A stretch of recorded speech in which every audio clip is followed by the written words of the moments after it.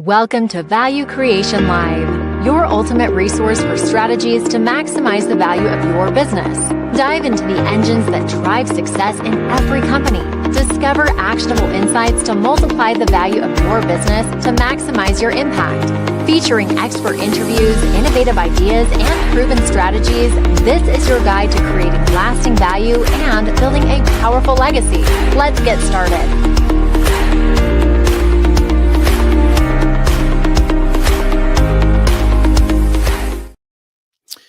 Good morning, Darrell Amy here with Value Creation Live, and I'm thankful that you've joined us today.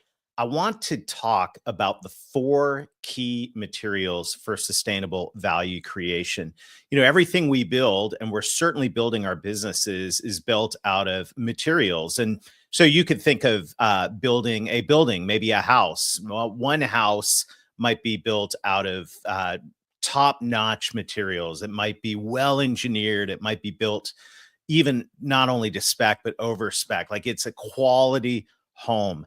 That house right next door might look the same on the outside, but it might have been built with subpar materials. It might have been built with a lot of cost cutting. And I've seen this in action. Actually, I live in the South, and there was tragically a storm here a couple years back. It was 2014. So I guess we're talking about a decade ago. And when that storm blew through, there were some tornadoes, and some of the homes were actually built with substandard materials that literally the walls weren't even fastened to the concrete slabs. And obviously those houses, and sadly the people inside them, fared very poorly during that storm. Well, why do we want to talk about this today with our businesses? Well, the reality is we're all building our businesses. And it's worthwhile to ask the question from time to time, what type of materials am I using? What type of materials are we using to build our business? And that's what I want to think about today, because the reality is, we all know this because we've seen this in the business world. We've seen storms come through. We've seen changes in the marketplace. We've seen crashes in the marketplace. And hey, I don't want to say I'm forecasting any of that to happen, but I think we've all been around long enough to know that there will be storms. And the question is your business going to be ready? And I was really challenged by actually a verse I read a couple days back. It's from Paul. The Apostle Paul is writing to some of his friends in the ancient city of Corinth. And he says, hey, if anyone builds on a foundation with gold, silver, and precious stones, or wood, hay, or straw, each one's work will become evident, for the day will show it, because it will be revealed with fire, and the fire itself will test the quality of each one's work. Now, a couple comments here. First of all, heart definitely goes out to all of our friends and people in Southern California who literally have experienced this with the fires ravaging through their communities. Incredible tragedy. But Paul here is writing to us as individuals saying, hey, you know, you got to pay attention to what you're doing to build your life. Are you building your life with permanent materials, gold, silver, precious stones? Or are you building your life with, wood, hay, and straw? The same thing goes for our business. And this is something that is so important for us to think about as we're building our businesses. Are we building with high quality materials, or are we cutting corners and trying to save money and building with wood, hay, and straw? The reality is each one's work is going to be tested. It is going to be tested. And the ultimate test of the work of a business is when it comes time to actually value that business. Maybe it's time to sell. Maybe it's time to do a valuation because you want to raise capital or begin to acquire other businesses. Well, guess what? When it's time to value the business, you're going to find out really quickly if you were building with wood, hay, and straw, or you were building with quality materials. And really, it goes back to something we've been talking about over the last few episodes of Value Creation Live. And that is, what are you building? what level are you operating your business at? Are you growing your business at?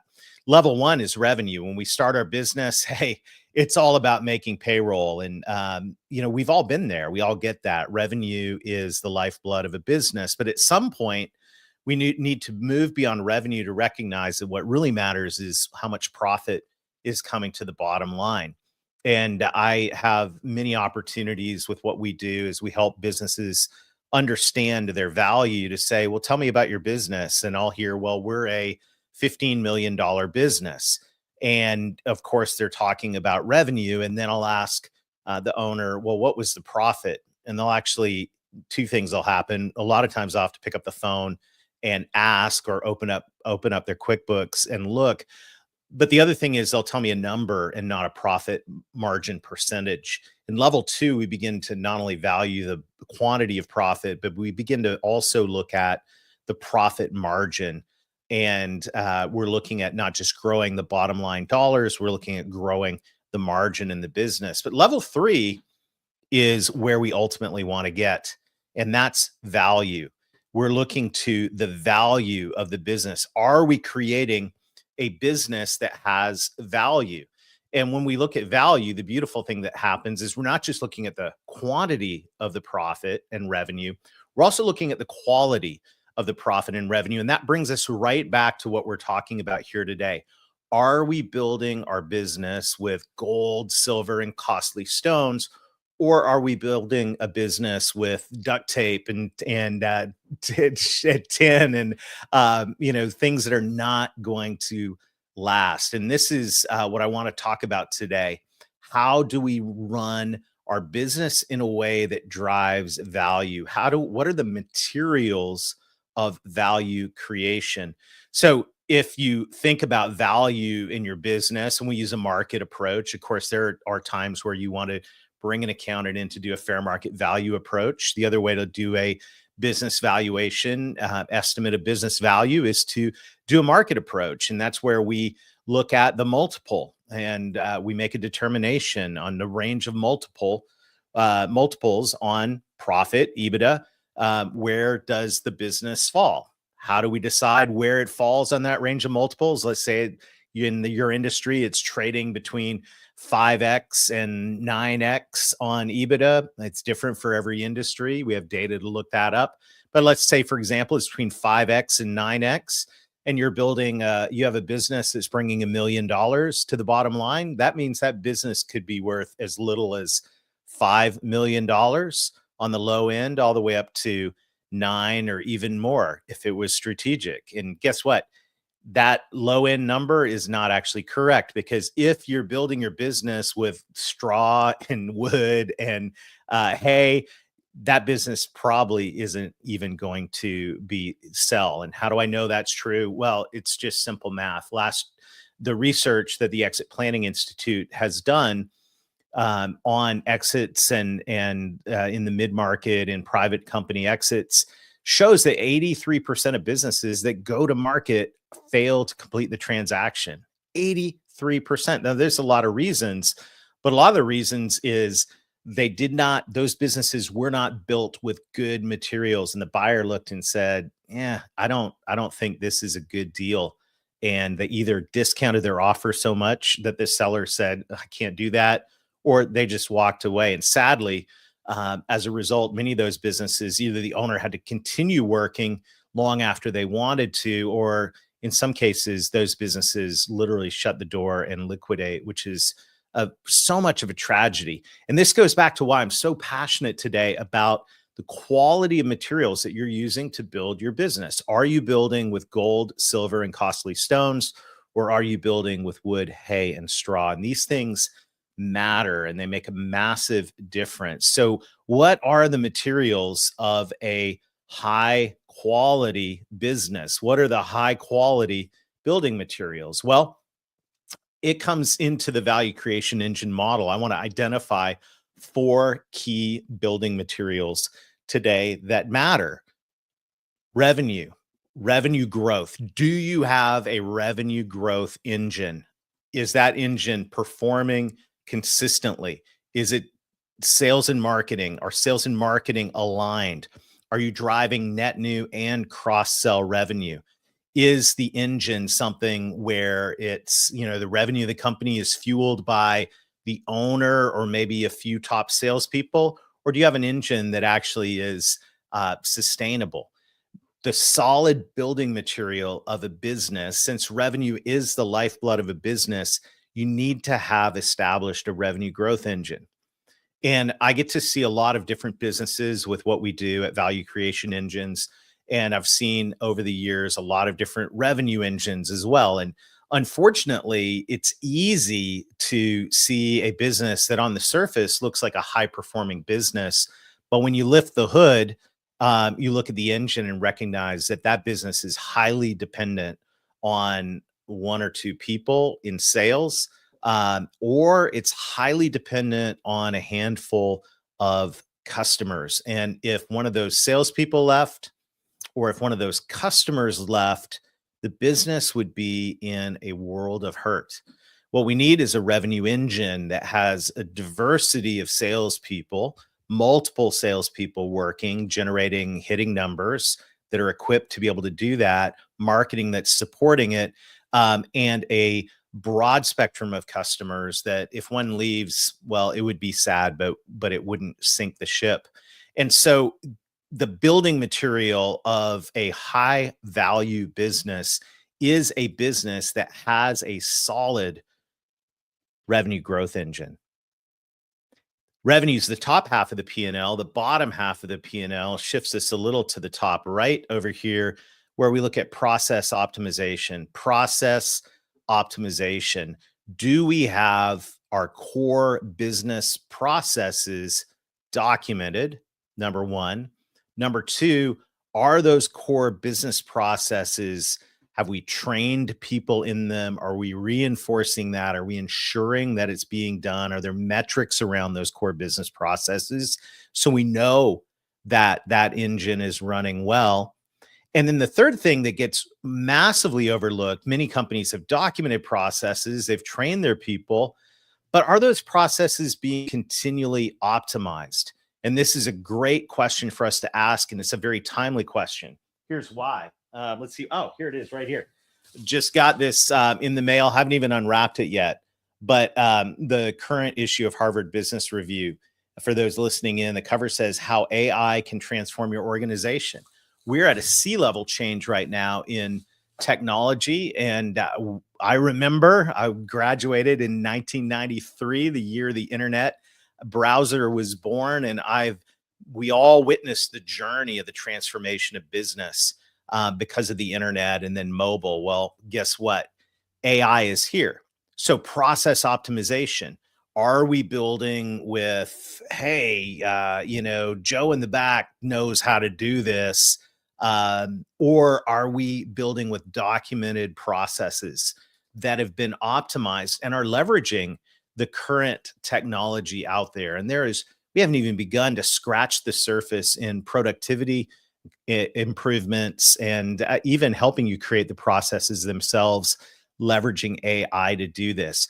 We need to make sure that we're building with good quality materials. So revenue growth, hey, do we have a handful of hotshot salespeople or maybe the owner that's responsible for all the revenue, or do we actually have a revenue growth engine that's generating consistent results for the business in net new and cross-sell? Do we have a process optimization engine in place to where our processes are documented, they're trained, everybody knows them, they're held accountable to them, and there's an optimization process in place itself where we look at on a continual basis, how can we make this better? Gold, silver, and costly stones, wood, hay, and straw. As we're going through this, you might be thinking about your business and going, okay, well, how high is the quality of our revenue growth engine? How is the quality of our process optimization engine? And this brings us to the people side of the business. Let's talk about culture. Culture eats strategy for breakfast. And that's the famous Drucker quote. And he couldn't be more correct. Do we have a culture Do we have a culture? It's what's in the air. It's the environment. I've had the pleasure of co-hosting the Culture from the Heart podcast, where we're actually interviewing some of the most heart-centered CEOs out there who are laser focused on building cultures as one of their top, if not their top priority in the business. And it's if you haven't heard the podcast, you got to hear it. It's 30 minutes of just pure gold every week, learning from not authors, not thought leaders, actually the actual practitioners, the CEOs of some of America's best companies. But culture is so critical because we can build, we can manage people or we can lead people. We can treat people like a human resource, an asset, or we can value people. As my friend Scott McGregor says, I love his t-shirt, people over everything. And we can recognize that our business exists because of the people there. We can invest in those people. And so you can see someone that's building a culture, and every business has a culture, whether you like it or not, with straw and hay and wood. You see businesses with high turnover. You see toxic cultures in those businesses. You see disengaged employees. To intentionally build your culture, gold, silver, costly stones, you see highly engaged employees, you see low turnover, and you see rising profit margins because of it, because you've got a culture in place that people want to be around. And it's a culture of winning and a culture of accountability in all of that. So the 4 key building materials: revenue, process optimization engine, culture development engine. Last but not least, and this is one of the most overlooked engines, building materials of a business, is innovation, strategic innovation. Are we just moving from day to day, week to week, month to month, doing what we've always done? Or are we the business that is thinking strategically about the future and is inventing the future? Guess what? Somebody's inventing the future. I mentioned earlier just the one technology of AI. There's somebody out there thinking about your business that you're in. It may be a current competitor. It may be someone you don't even know about yet. And I'm not trying to scare you, but I am trying to challenge you to say, why can't you be the one? Why can't you be the company that is the strategic innovator? Look, you can get by on the cheap with wood, hay, and straw and just, hope that everything's fine. Or a lot of companies go, yeah, we got a visionary leader. We'll let them be the innovator. Okay. But, well, first of all, if you want to sell that company, what happens when that visionary leaves? But the other thing is, what about a company that says, hey, we've got employees on our team that think strategically, that are innovative? I love the working genius model by Patrick Lencioni. Yeah, we've got people on our team with the gifts of wonder and invention and discernment. Why don't we gather some of those people together and think strategically about the business? If you're watching on video, I'm actually wearing my Strategic Innovation Engine logoed shirt today. I'm passionate about this engine because this is where we begin to actually be the one. If you think about the storm coming against your business and you think about a competitive storm of an innovator that's come and flipped your industry, on its head, or doing something totally different that the market absolutely loves, you can be on the receiving end of that, and it can be very damaging to your business. Or you can be the innovator, and it can be an incredible win for your business. When it comes to the building materials of your business, gold, silver, and costly stones, hey, innovation, strategy, is it, you can make all kinds of excuses. In fact, you can make all kinds of excuses about all of this. We don't need to work on revenue. We're growing year over year. Okay. But are you dependent on one customer? Are you dependent on a handful of salespeople? You've got a weakness there. You've got, some poor building materials. Hey, we don't need to optimize our processes. Okay. Well, how does your company compare with best in class industry profitability?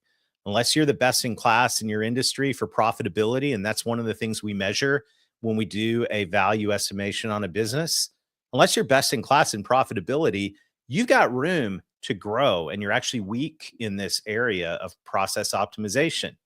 Culture, your people. Are you going cheap on culture? Are you investing in your culture?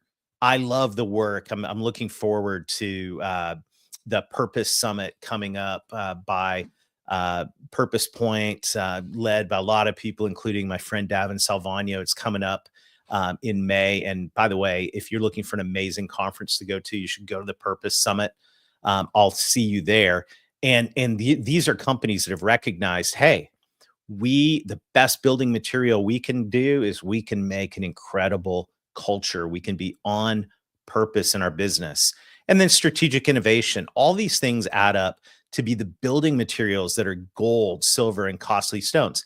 What do they end up doing? Well, it's kind of on the outside of the engine model. And by the way, if you want this full engine model, just grab your copy of my latest book, A Business Owner's Guide to Maximize Business Valuation. We'll put that in the show notes. You can actually have this model and read about it and think about it and consider benchmark your business against it. But as you're working on revenue and process, you create a better customer experience. As you work on culture and innovation, you actually create a better employee experience. And those two things work together to do the two things that drive the valuation of a company. Is it attractive to a potential buyer? And is it ready to transfer? Look, if I've got consistent revenue growth, a diverse customer base, I've got innovation, and I'm a market leader, that right there is incredibly attractive. That drives up value. You go, how do I get from the low end of the multiple to the high end of the multiple? You got to be attractive. You also have to be ready to transfer, ready to sell, ready to transfer to the next generation or the employees. If you're going into an employee stock ownership program, you got to be ready. How do you get ready? Well, you got a rock solid culture and you've got processes that are documented.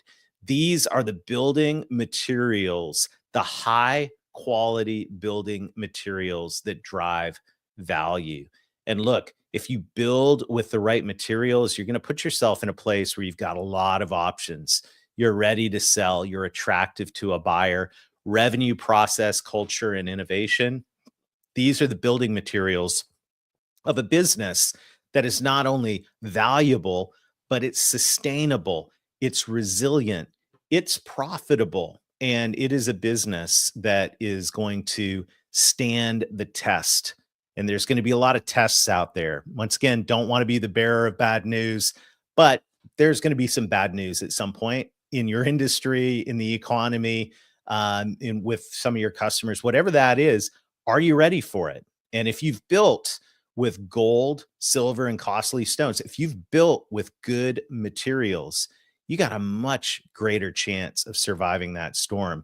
If you've built with wood, hay, and straw, well, it could be a really rough season for you. In fact, you'll probably end up getting taken over by the person that built with gold, silver, and costly stones. So my cry to you as a business owner is, don't just think about the surface level of the business. Think about the actual structure of your business, the materials that you're using. 75% of business owners believe that they could sell their business in a year or less. So we're all optimistic. Oh yeah, I could sell my business in a year or less. And 58% of them have never had their business formally appraised or valued. They actually have no idea what the business is actually worth. They think they do. Maybe they heard a number on the golf course or at the bar at the industry conference they were at. But the reality is they don't know. And as a result, a lot of people get surprised. I don't want that to be you. Don't get surprised on the value. In fact, to manage your business to value, to lead your business in gold, silver, costly stone materials, to create value, you need to understand the value of your business. So I want to leave you as we end our 25-minute executive briefing today. I want to leave you with 3 challenges. First of all, I want to challenge you, choose to focus on value growth in 2025. Choose to be the business that It's not all revenue. It's not all profit. Let's look at value. Let's graduate to thinking about value. Second of all, is if you haven't measured the value of your business in the last 12 months, I want to challenge you, measure the value of your business. If you need help with that, as a certified exit planning advisor and a value guide, I can help you with that, or I can point you in the right direction. And then I want you to look at your building plans, not just your building materials that we've talked about today, but you actually have a plan to make sure your business gets upgraded. So thank you for joining us today. My purpose is to help purpose-driven business owners multiply the value of their business so they can maximize their impact. If you found this useful, please like or comment, and we'll see you again next week on Value Creation Live. What's the true value of your business? For business owners of mid-market companies with $10 million to $100 million in revenue, this might be the most critical piece of data you can know. The answer to the question about the value of your business can vary widely based on how attractive your business is to potential buyers and how ready it is to transfer. At Value Creation Engines, we believe that increasing the value of your business is about more than just making money. It's about unlocking options. It's about creating the freedom to shape your future on your own terms. It's about harvesting assets to create a meaningful impact in your family and in the world. Knowing and growing the value of your business is not just about creating a successful sale or transition to the next generation. A business that has intentionally focused on value creation runs at peak performance, giving you the freedom to begin stepping back from day-to-day operations, freeing you to pursue new passions both inside and outside your company. Here's the challenge. Recent research by the Exit Planning Institute revealed that over 83% of businesses that start a sales process fail to complete the transaction. Only 17% of businesses that begin the process of selling are successful. For family-owned businesses planning for a generational transfer, the statistics are similar. Sadly, only 30% of generational transfers succeed. For the ones that do succeed in selling their business, 81% of them wish they had spent more time preparing. That's why smart business owners get on the front of this by creating a strategic exit plan as far as 5 to 7 years in advance, allowing them to accelerate company value as they prepare the company for a successful sale. At Value Creation Engines, we specialize in helping mid-market companies multiply their valuation so they can maximize their impact. Our proven frameworks, grounded in the principles from the Value Creation Engine, guide your journey to maximum value. Whether it's growing revenue, streamlining operations, building an entrepreneurial culture, or driving innovation, we're here to help. Our proven process begins by measuring your current business value through current industry multiple data and a thorough analysis of your business. Next, we collaborate with you, your financial advisor, and your leadership team to develop a value creation plan that aligns your personal and business goals. Then we help you execute 90-day sprints designed to improve your value creation engines so you can maximize enterprise value and reduce risk. Every 90 days, we'll review your progress, adjust the plan, and evaluate if it's time to sell or keep growing. It's time to take control of your business's future. Unlock the full potential of your company and create more options for your next chapter. Schedule your 90-minute enterprise value meeting now. Discover the top ways to accelerate value and get the answers you need to minimize your risks and maximize your valuation.